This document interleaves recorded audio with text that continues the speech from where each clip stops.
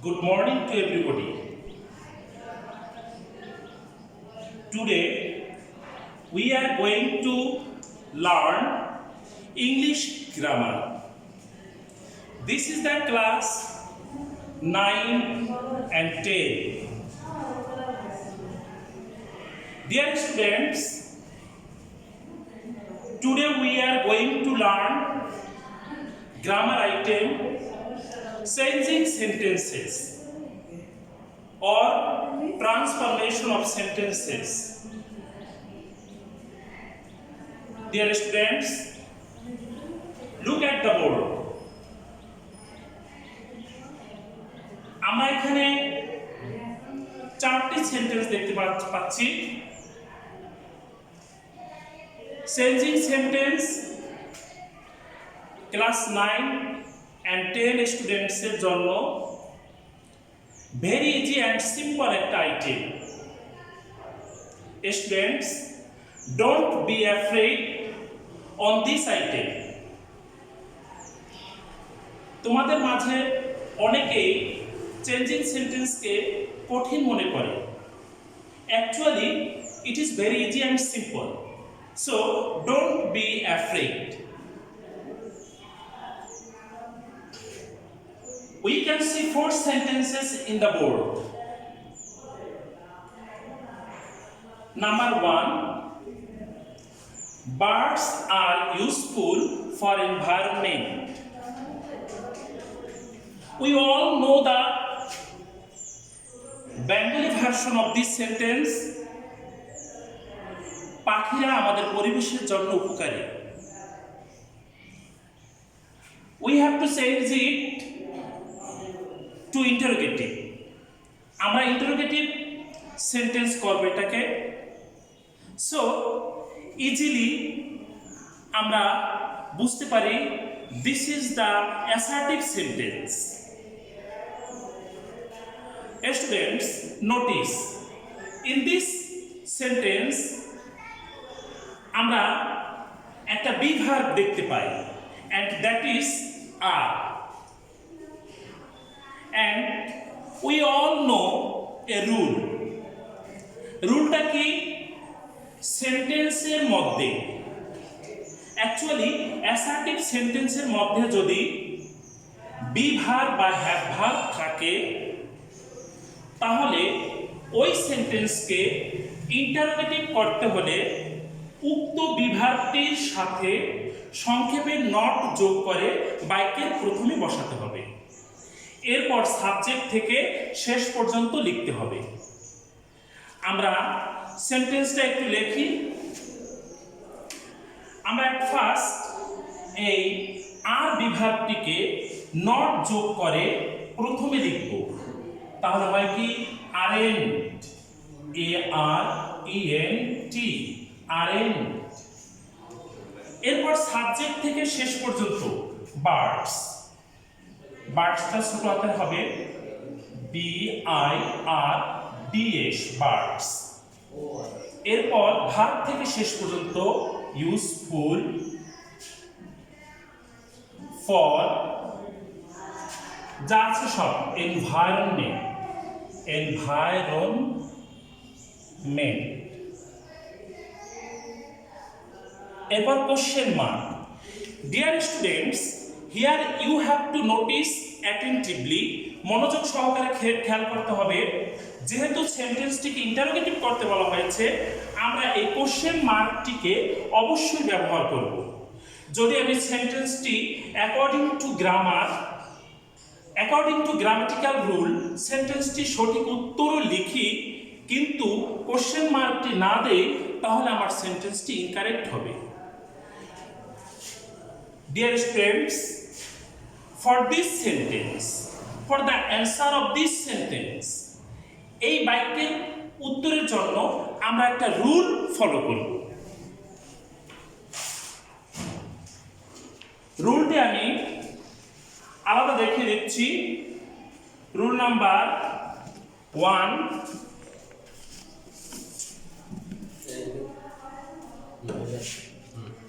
এখানে পরিষ্কার উল্লেখ আছে যদি সেন্টেন্সের মধ্যে সাধারণত বি ভার্ব এবং মডাল অক্সিলারি ভার্ব থাকে তাহলে সেন্টেন্সটিকে ইন্টারোগেটিভ করার সময় উক্ত ভার্বটির সাথে সংক্ষেপে নট যোগ করতে হবে, এরপরে সাবজেক্ট থেকে শেষ পর্যন্ত লিখতে হবে, যেটা আমি আগেই বলেছি।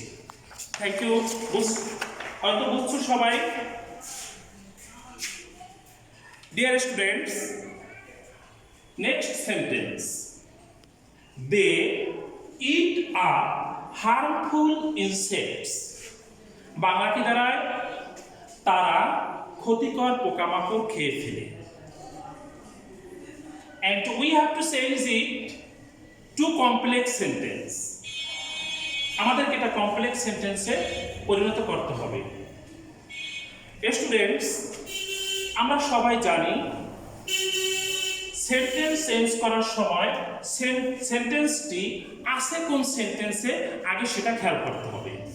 আমরা পরিষ্কার দেখতে পাই এই সেন্টেন্সটি সিম্পল সেন্টেন্সে আছে। একটা ভার্ব আছে ইটা, একটা অবজেক্ট আছে হার্মফুল ইনসেক্টস। এটা হচ্ছে সাবজেক্ট, এটা হচ্ছে ভার্ব, এটা হচ্ছে object. Dear students, notice me, we can see clearly this is the simple sentence. আমরা সবাই বুঝি এটা সিম্পল সেন্টেন্স, এটাকে কমপ্লেক্স করতে হবে। So automatically we have to think, আমাদের চিন্তা করতে হবে কমপ্লেক্স সেন্টেন্সের দুইটি ক্লোজ থাকে, অর্থাৎ আমরা দুইটি সাবজেক্ট, দুইটি ভার্ব এবং দুইটি অবজেক্ট তৈরি করে সেন্টেন্সটিকে কমপ্লেক্স করতে পারি। কিভাবে করব? আমাদের খেয়াল করতে হবে সিম্পল সেন্টেন্সের অবজেক্টটি কিভাবে গঠিত।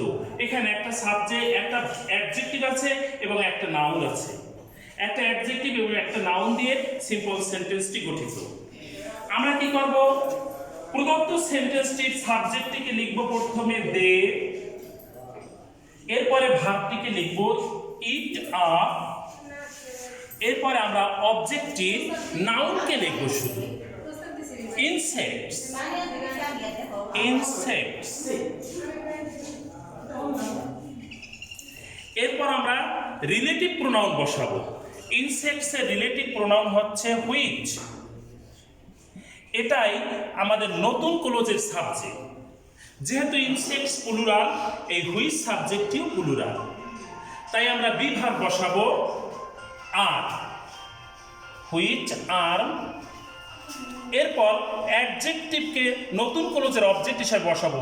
এই তো আমাদের অ্যাডজেক্টিভ হার্মফুল, এটাকেই নতুন ক্লোজের অবজেক্ট হিসেবে বসাবো harmful. Harmful. So students, notice on the board we have got a fine answer. আমরা একটা সুন্দর উত্তর পেয়েছি, and that is, এটা হলো they eat up insects which are harmful. Now students, look at the rule for this sentence on the poster. Rule number 2.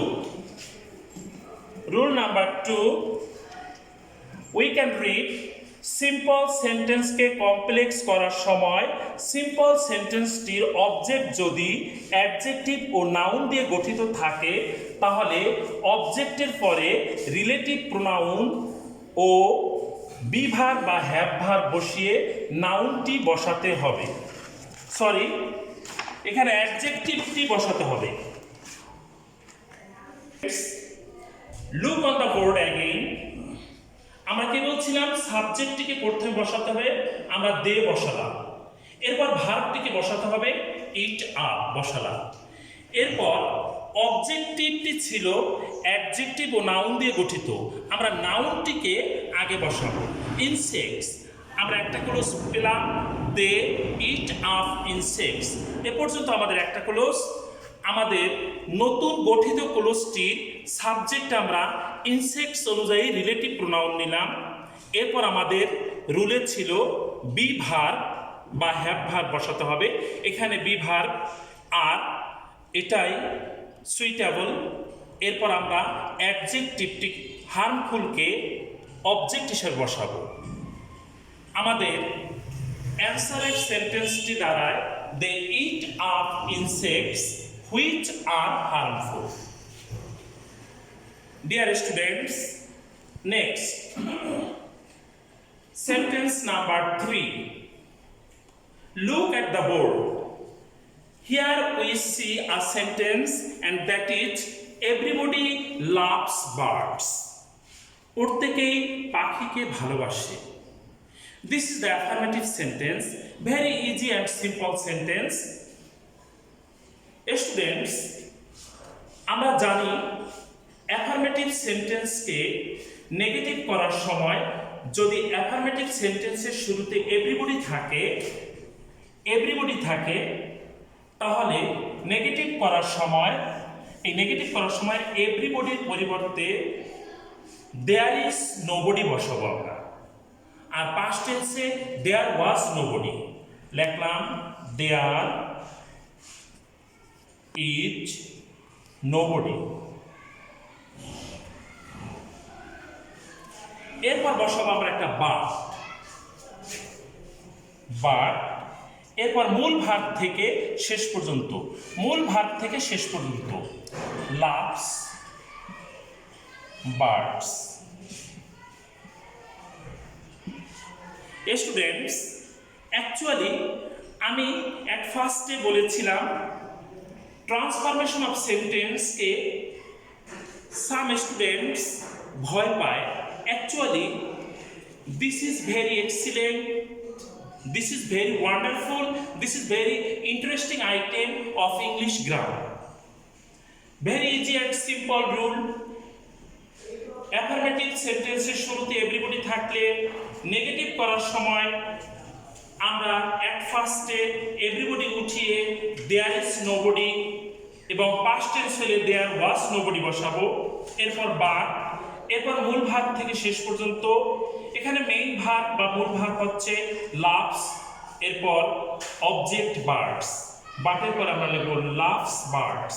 So the full answer is there is nobody but loves birds. Students, এর জন্য আমরা একটা rule follow করব। Rule number 3 এখানে আছে affirmative সেন্টেন্সের শুরুতে everybody থাকলে নেগেটিভ করার সময় এভরিবডি উঠিয়ে সেখানে দেয়ার ইজ বা ওয়াজ নোবডি, এরপর বাট, এরপরে ভাগ থেকে শেষ পর্যন্ত বসাতে হবে, যেটা আমি এতক্ষণ আলোচনা করেছি কিভাবে অ্যাফার্মেটিভ সেন্টেন্সকে নেগেটিভ করতে হয়।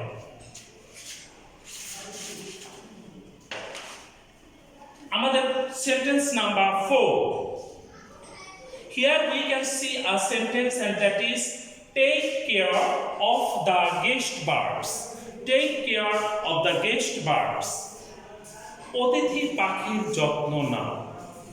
স্টুডেন্টস, লুক, সেন্টেন্সটিকে প্যাসিভ করতে হবে।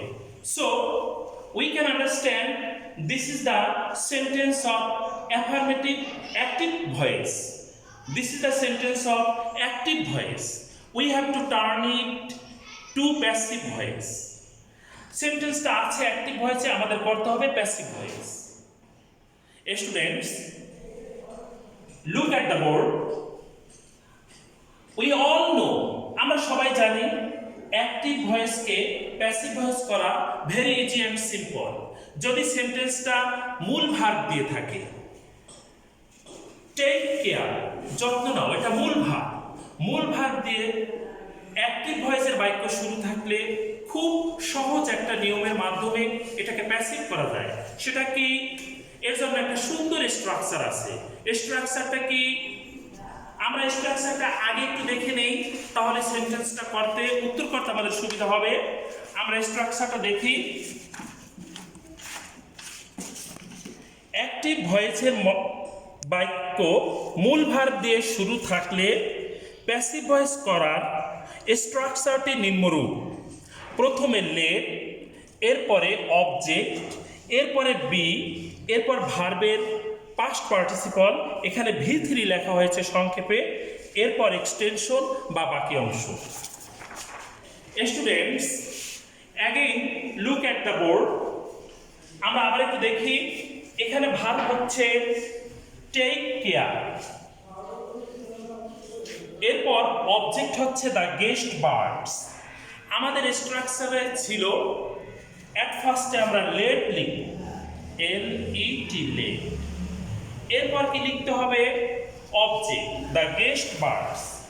এই তো অবজেক্ট, এটা অবজেক্ট ওবিজে আমরা চিহ্নিত করে নেই, এটা verb let plus object the guest birds, guest birds. এরপর স্ট্রাকচারে আছে বি, বসালাম আমরা বি, এরপর V3 বা ভার্বের পাস্ট পার্টিসিপল টেক কেয়ার, টেকের past participle taken, care of. Students, আমরা জানি অ্যাক্টিভ ভয়েসকে প্যাসিভ ভয়েস করার সময় ভার্বটি যদি বহু শব্দ বিশিষ্ট হয় এবং এর সাথে একটা প্রিপোজিশন থাকে, সেটাও শেষে গিয়ে বসে। So full answer is let the guest birds be taken care of. Dear students, if you follow the rules at your home and if you practice these sentences at your home again and again, surely we hope that you will make the best result. So this is the end for today. Stay home, save yourself and save your life.